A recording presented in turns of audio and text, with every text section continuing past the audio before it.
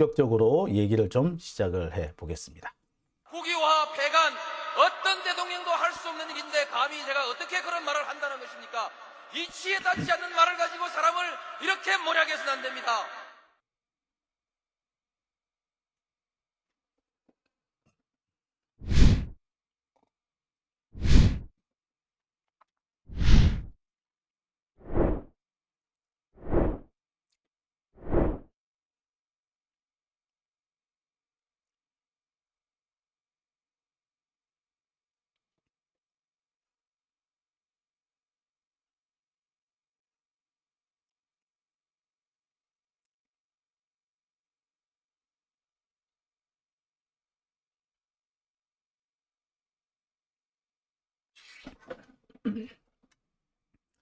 네, 오밤중의 뉴스 함께하고 계신 지금 시각 11시 5분을 지나고 있습니다. 좀 빨리 시작했더니 확실히 좀 빨리 출발을 하네요. 예, 많은 분들 들어와 주셨습니다. 동네 길냥아비님 오셨고요. 아스피님 오셨습니다. 그 다음에 조수님, 체리님, 분노의 똥침님, 신비주의 꽃나비님 오셨고요. 느티나무님 오셨습니다. 이재명 평생 응원님도 오셨고요. 또 청정제주님, 김종환님, 정은희님, 김래현님 오셨습니다. EREW님 이 뭐라고 읽어야 될까요? 예, EREW님 오셨습니다. 자, 먼저 첫 번째 얘기부터 좀 시작을 하겠습니다. 아시는 분은 아시겠습니다만 오늘 한동훈이 저한테 시비를 건 그 재판, 민사소송 재판이 있었습니다. 2년을 끌었어요. 재작년 2021년 5월쯤인가 6월쯤인가 그때 시작한 사건인데 오늘 결론이 났다면 글쎄요, 2년을 끈 사건이죠. 2년까지 끌 사건도 아니고 또 이런 결말이 나올 사건도 아니었습니다. 저로서는 진짜 이 법원에 대한 신뢰라는 게 처음부터 바사삭 무너지는구나. 정말 한 줌도 남지 않고 부서지는구나 라는 생각이 듭니다. 그럼에도 불구하고 다시 법원을 찾아갈 수밖에 없는 이 상황이 너무나도 안타깝고 또 통탄스럽습니다. 상황을 좀 자세히 설명을 드릴게요. 그 당시에 머니투데이인가? 거기서 기사가 났어요. 어떤 검찰 수사관이 내부 통신망에 올렸던 글이라면서 그 당시 LH 사태가 있었죠. LH 사태가 있었는데 그 LH 사태에 이거 한동훈한테 수사 맡기면 잘할 거라는 식으로 그렇게 했더군요. 기가 차죠. 한동훈이 맡기면 다 잘하나? 그리고 그렇게 할 거면 다 한동훈한테 맡기지. 왜? 어떤 거는 맡기고 어떤 거는 안 맡기고 그랬느냐? 따져볼 수밖에 없죠. 그래서 제가 그랬습니다. LH는 왜 그랬냐고. LCT는 왜 그랬냐고. 아시다시피 LCT 사건은요, 부산지검에서 처리했습니다. 2016년에 부산지검에서 마무리한 사건이 있고요. 그 뒤에 다시 고소고발이 들어가고 또 한참 시끄러웠어요. 아시다시피 LCT 사건에 문재인 대통령이 연루돼 있다 이런 얘기까지 나와서 특검을 한 해 만에 그런 상황까지 갔었죠. 자, 그런 사건인데 검찰은 이걸 부산으로 다시 내려보냅니다. 누가 보더라도 이해가 안 되는 사건 아닙니까? 옛날부터 검찰 자기 자신이나 국힘당 쪽, 보수 진영 쪽에서 연루된 사건은 지방으로 내려보내고 반면 민주당 쪽에서 조금이라도 엮여 보이는 사건은 다 서울로 가져온다. 이런 얘기들이 있었어요. LCT 사건 역시 그렇게밖에 볼 수 없는 사안 아닙니까? 2016년에 마무리된 사건만 해도 그래요. 그거 대통령 비서실장, 대통령 실장이 연루된 사건이었잖아요. 근데 그걸 부산에서 했었습니다. 말이 되는 겁니까?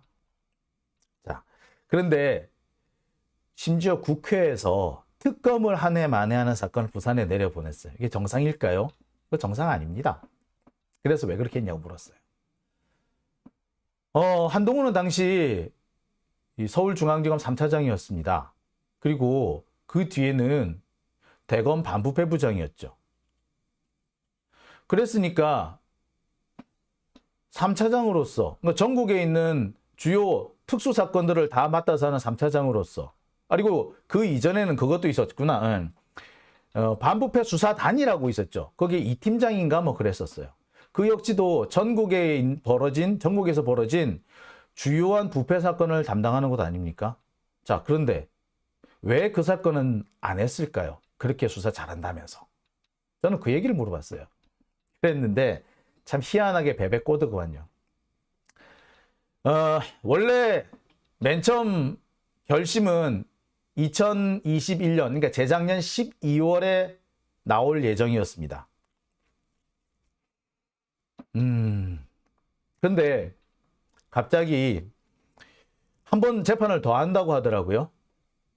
그러더니 다음 공판 기일을 2022년 3월로 잡읍디다. 딱 그것도 3월 11일 대선 다음 날. 저는 그 순간 이 판사 문제 있구나라는 생각을 했었습니다. 아무리 그래도 그렇지 그게 뭡니까? 눈에 확 띄게. 예. 그래서 그 뒤로 주구장창 싸웠습니다. 그리고 이것이 오늘에서 마침내 1심 결론이 나온 거죠. 결론만 해도 그렇습니다. 오늘 나온 결과만 해도 그렇습니다. 제가 계속 주장해왔던 것. 나는 물어보지 않았냐. 물어본 거 가지고 왜 문제를 삼느냐라고 따졌어요. 근데 이 부분에 대해서 한동훈 측에서 그닥 뾰족한 수를 내지는 않은 것 같습니다. 그랬더니 갑자기 판사는 어떤 결론을 내렸느냐. 제가 페이스북에 올린 글 말고 그 다음 날 유튜브에서 한 말을 문제 삼아서 저한테 패소 판결을 내렸더라고요. 저는 그게 더 황당하고 우스웠습니다. 첫째, 유튜브에서 제가 한 얘기는 그닥 중요한 쟁점이 아니었습니다. 질문을 했느냐 아니었느냐가 더 핵심 쟁점이었죠. 근데 갑자기 엉뚱한 쟁점이 툭 튀어나와가지고 그걸로 판결을 내려버린 거죠. 두 번째, 제가 유튜브에서 괜히 그 얘기를 했겠어요? SNS에 글 올리고 난 다음에 한동훈이 고소한다고 언론 플레이를 하니 거기에 대해서 나는 내 대응을 해야 될 거 아닙니까? 그래서 내가 왜 그런 말을 했다라고 설명을 했어요. 근데 그걸 가지고 내가 왜 그런 생각을 하게 됐는지를 설명한 거예요. 내가 왜 물어봤는지 경위를 설명한 거예요. 근데 그 경위를 설명한 걸 꼬투리 잡아서 허위사실 유포라고요? 나 진짜 어처구니가 없는 거 아닙니까? 그 부분은 순전히 내 생각이었거든요. 아닙니까? 내가 물어보기 위해서 왜 그런 질문이 나왔는지 그 경과를 설명한 건데 그 경과 설명한 거 가지고 또 꼬투리를 잡는다고? 무슨 참 어처구니가 없죠. 예. 많은 사람들이 그런 얘기를 합니다. 이거 재판이 아니라 개판이야. 왜 그런 말씀을 하시는지 제가 절감을 하게 됐습니다. 터벅터벅 오는데 옛날 생각이 나더군요. 불교방송 노조위원장 하던 시절입니다. 그 당시 저는 불교방송 이사장이라는 사람하고 정말 몇 년에 걸친 송사를 벌였습니다. 제가 직접 그 이사장 스님을 고소하기도 했죠. 지금 이 사진은 서울중앙지검에서 제가 고소장을 제출하고 동시에 기자회견을 하는 그런 모습입니다. 이 사건도 아주 황당하게 끝났어요. 그 당시 제가 이거를 고소하게 된 거는요. 내용이 그거였습니다. 당시 경기도지사가 김문수였거든요. 김문수가 불교방송에게 3억 원의 돈을 줍니다. 돈을 준 이유는 경기도 내 불교 유적, 그 도록을 만들어 달라라는 용역의 대가로 3억을 준 거였어요. 그것은 불교방송한테 준 돈이잖아요. 근데 갑자기 그 돈을 이 이사장이라는 사람이, 불교방송 이사장이라는 사람이 빼내서 자기가 운영하던 재단으로 돌려버립니다. 뭐 한중 불교 문화 교류 협회인가 뭐 하여튼 뭐 그런 단체였는데, 자, 뿐만 아닙니다. 당시 불교 방송은요, 원효라는 뮤지컬을 기획해서 운영을 하고 있었는데, 이때 그 당시 그 원효가 어떻게 운영이 되고 있었냐면 MBC 그 문화단인가 하여튼 뭐 MBC 쪽하고 불교 방송하고 그다음에 그 영담이라는 이사장이 운영하던 무슨 재단 안 하고 세 군데서 운영을 해 그렇게 하던 거였어요. 불교 방송은 여기서 티켓 판 그 돈하고 그다음에 불교 방송이 그 협찬을 받는 거 이거를 불교 방송에 먹는 걸로 했어요. 대신에 불교 방송과 MBC가 같이 하는 것처럼 이렇게 했던 거예요. 실제로는 그 재단에서 한 건데. 그 불교 방송이 이름을 빌려주는 이유가 뭐겠어요? 나름의 이유가 그 이익이 있으니까 그런 거 아닙니까? 자, 그런데 불교 방송이 당시에 그 협찬 받아온 돈이라든지 이런 것들, 티켓 수익금 같은 것도 전부 다 그 이사장이라는 스님이 다 가져가 버려요. 저는 이게 횡령 혹은 배임에 해당한다고 생각을 해서 고발을 한 겁니다. 그랬는데 결과가 어떻게 난 줄 아세요? 횡령 배임을 했다면 이사장 혹은 사장 이 사람들이 책임을 져야 될 문제 아닌가요? 그런데 갑자기 이사장 사장은 다 빼고 그 밑에 보도국장을 기소하더군요. 한마디로 나중에 무죄를 주기 위한 작전을 짰다. 무죄 그냥 처음부터 이거를 기각이나 각하하지는 못하니 그런 방식으로 장난질을 친 거죠. 여하튼 이 사건도 한 몇 년을 끌었습니다. 그리고 이 사건에 대한 보복으로 제가 또 고소를 당했고요. 그 사건이 지금까지도 진행이 되고 있습니다. 파란만장하죠, 저 역시? 예, 그래서 제가 노조위원장을 하려고 한다면 목숨을 좀 걸어야 된다. 아니, 정말 대차게 싸울 각오를 해야 된다라고 얘기를 하는 것이고, 그래서 지금 민주노총이나 지금 노동운동 하시는 분들, 특히 지난번에 그 화물연대 쪽 사람들 너무 매가리가 없고 투지가 없다고 제가 비판을 했던 겁니다. 뭐 여하튼 상황이 이렇게 됐어요. 이 당시 상황이 기억이 납디다. 그때도 내가 참 열받았었는데 재판 진행되는 거 보고 야 정말 황당했었는데 라는 생각이 들더군요. 한 번도 아니고 두 번씩이나 이렇게 배신을 당하다 보니 적어도 우리나라 이 사법 제도가 근본적으로 뜯어 고쳐야 될 제도이구나 라는 생각을 다시 한번 하게 됐습니다. 이 사람입니다. 제가 불교방송 노조위원장 시절에 그렇게 박이 터지게 싸웠던 사람. 어찌 보니 한동훈하고 좀 닮았다, 그죠?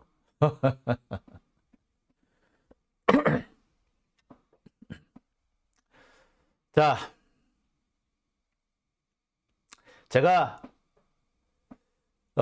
이번에 느낀 게 있습니다. 적어도 시험으로 임용된 자들에게 권력을 쥐어줘서는 안 된다.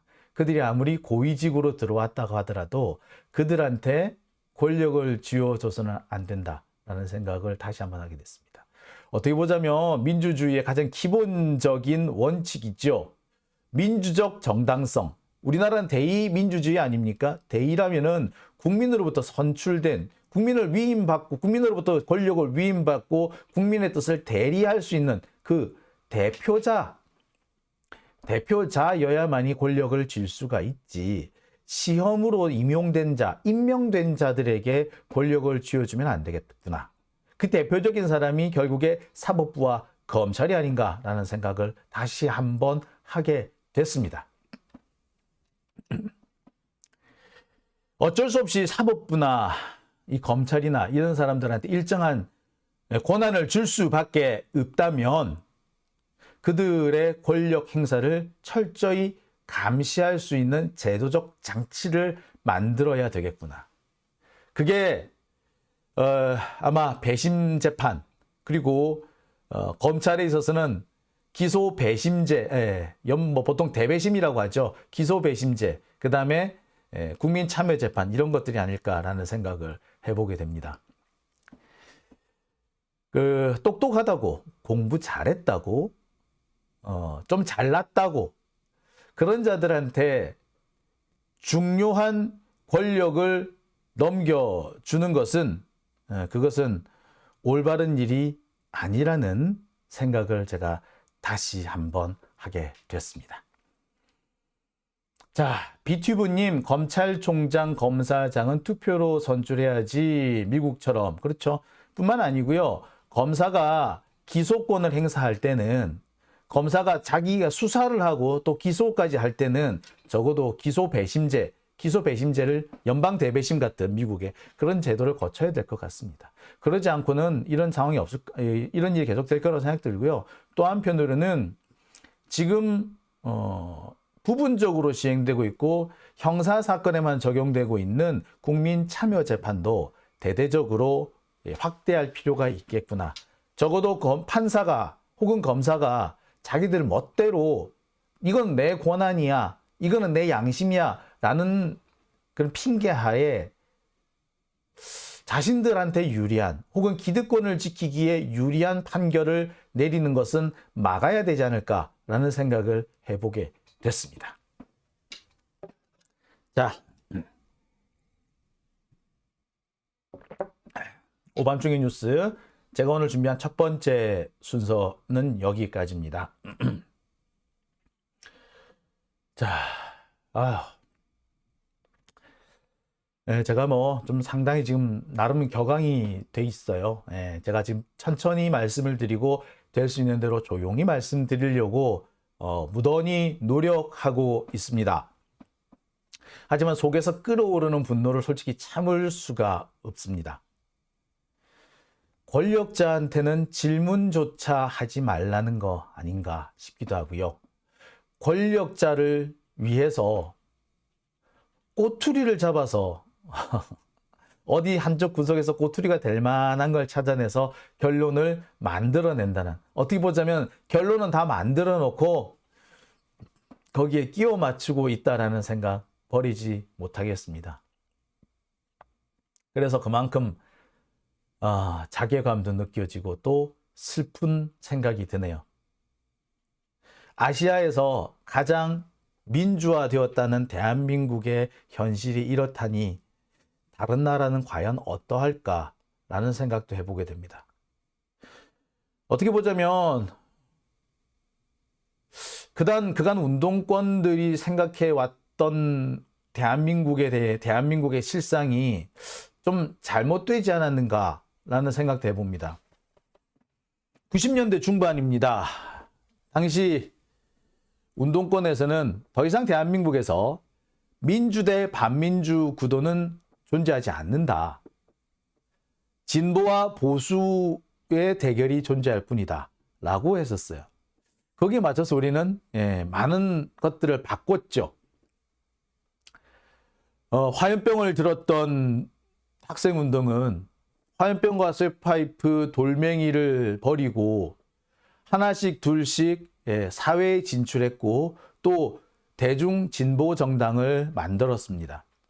그런데 지금에 와서 돌아보니 보수라는 것은 기본적으로 반민주라는 성격을 가질 수밖에 없다라는 것이 다시 한번 확인이 된 것 같습니다.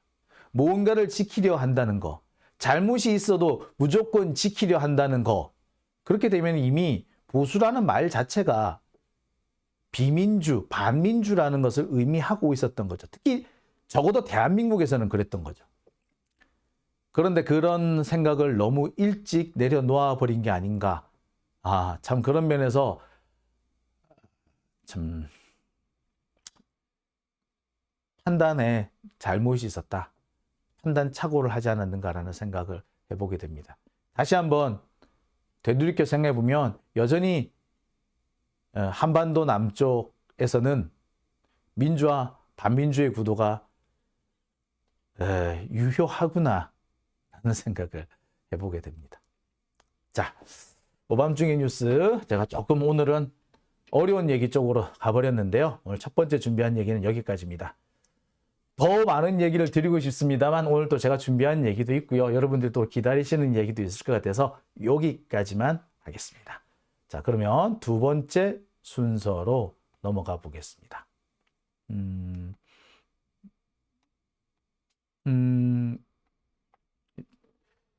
예, 두 번째 순서로 넘어갑니다. 국유화 폐간 어떤 대통령도 할 수 없는 일인데 감히 제가 어떻게 그런 말을 한다는 것입니까?